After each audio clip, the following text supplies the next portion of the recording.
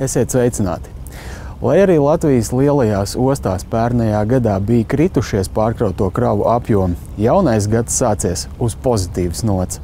Pirmajos 2 mēnešos abas lielās ostas, Rīga un Ventspils, ir palielinājušas pārkrauto kravu apjomus.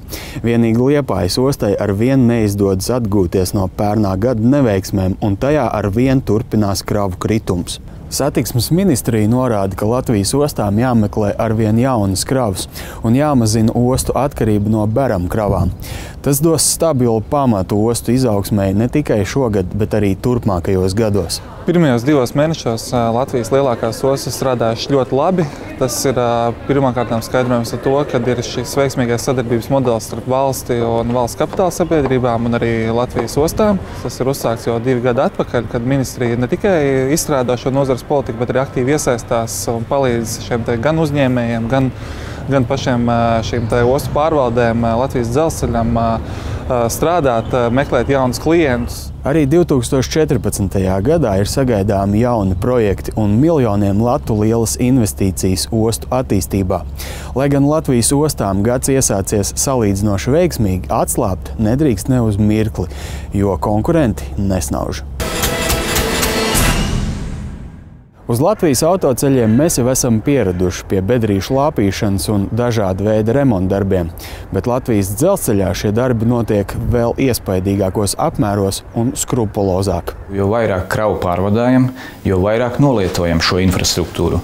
Un tas arī ir iemesls, kādēļ tajā jāiegulda, jo ja mēs to nedarīsim, tad pirmkārt kritīsies atļautie ātrumi, līdz ar to arī caurlaides spēja kritīsies un, protams, ka arī drošības līmenis pazeminās. Tas ir svarīgākais faktors, lai uzņēmums dzīvotu un strādātu. Mūsu speciālisti veic pārbaudes, mērījumus infrastruktūrai, aprēķina tās svarīgākās vietas, kur būtu jāveic uzlabojumi un arī nosaka, cik tas maksās. Mēs esam vieni no lielākajiem gan darba devējiem, gan nodokļu maksātājiem. Līdz ar to, ja to nedarīsim, cietēji būs visi, ne tikai mūsu uzņēmums. Un tagad paskatīsimies, kā tas notiek tīri praktiski. Šis ir kompjuterizētais vagons laboratorija, kurš paredzēts, lai mērītu sliežu ceļu ģeometriskos parametrus. Sliežu ceļa platums, abu sliežu stāvoklis plānā un abu sliežu līmenis attiecībā vienai pret otru un arī attiecībā pret horizontu. Šis vagons atļauj mums šo monitoringu sliežu ceļu veikt automātiski. Kā darbojās ultraskaņas defektoskops? Uz katras no sliedēm ir izvietoti sensori, pa kuriem ultraskaņa tiek ievadīta metālā. Attiecīgi, ja sliedē būs konstatējis kaut mikroskopisko plaisu, signāls izsijāsies un neatnāks atpakaļ uz uztvērēju. Līdz ar to aparāts uzrādīs defektu šajā vietā. Protams, ir atkarīgs, vai šī sliedē drīkst atrasties sliežu ceļā, vai viņi ir nekavējoties jānomaina. Latvijas dzelzceļš strādā ar peļņu, un uzņēmumam ļoti svarīgi būtu lielāko daļu šīs peļņas novirzīt tieši dzelzceļa infrastruktūras nepārtrauktai attīstībai. Tas galu galā tikai veicinātu Latvijas dzelzceļa konkurētspēju. Pēdējo nedēļu galvenais notikums pasaulē ir situācija Ukrainā, kas arvien turpina sāsināties. Šis konflikts lielā mērā ietekmē arī Latvijas tranzīta biznesu. Centāmies noskaidrot, kādas sekas jau šobrīd izjūt nozara Latvijā un kādu ietekmi pēdējo nedēļu notikumi atstās uz to nākotnē. Latvija jau ir asi nosodījusi Krievijas rīcību un militāro iejaukšanos. Tomēr Krievija ir nozīmīgākais Latvijas tranzīta biznesa partners.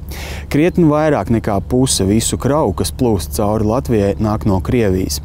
Ja tiks pastiprinātas ekonomiskās sankcijas pret Krieviju, tas neizbēgami ietekmēs arī Latvijas tranzīta biznesu. No biznesa viedokļa kaut kādu sankciju, nepārdomātu sankciju ieviešana bez analīzes, bez risku izvērtējuma, bez ietekmes izvērtējuma nebūtu gan atbalstām. Šeit būtu jāizvērtē Latvijas valdībai kopīgi ar industriju, vai Latvijas budžets būtu gatavs zaudēt 750 miljonu eiro ieņēmums no Krievijas kravu tranzīta. Atsevišķi nozares eksperti uzskata, ka Latvijas tranzīta bizness no saspīlējuma Ukrainā var arī iegūt.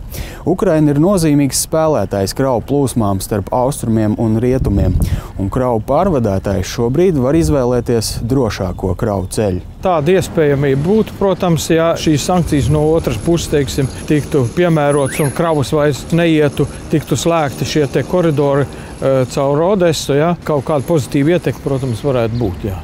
Nozares aizkulisēs uzņēmēji ir satraukušies, ka asā kritika var atspēlēties biznesam. Tomēr vienlaikus uzņēmēji izsaka cerību, ka konfliktu tomēr vēl izdosies noregulēt. Mēs visi ceram, ka tā būs un kad izdosies atrisināt un kad līdz tam sankcijām nenonāks. Bet, ja būs kaut kas vairāks, nedod Dievs ar kaut kādu militāru konfliktu, tad jārēķinās ar to sliktāko. Ja sāksies kaut kādas ekonomiskas sankcijas Krievijas virzienā, tad noteikti ir jāgaida arī adekvāti soļi no Krievijas puses. Bet, bažas ir, un tas var diezgan būtiski ietekmēt Latvijas tranzītu, kurā strādā ļoti cilvēku. Kā redzams, neskaidrības nozarē ir lielas, bet to, kāda būs šo notikumu reālā ietekme uz Latvijas tranzīta biznesu, redzēsim vien tuvākā nākotnē.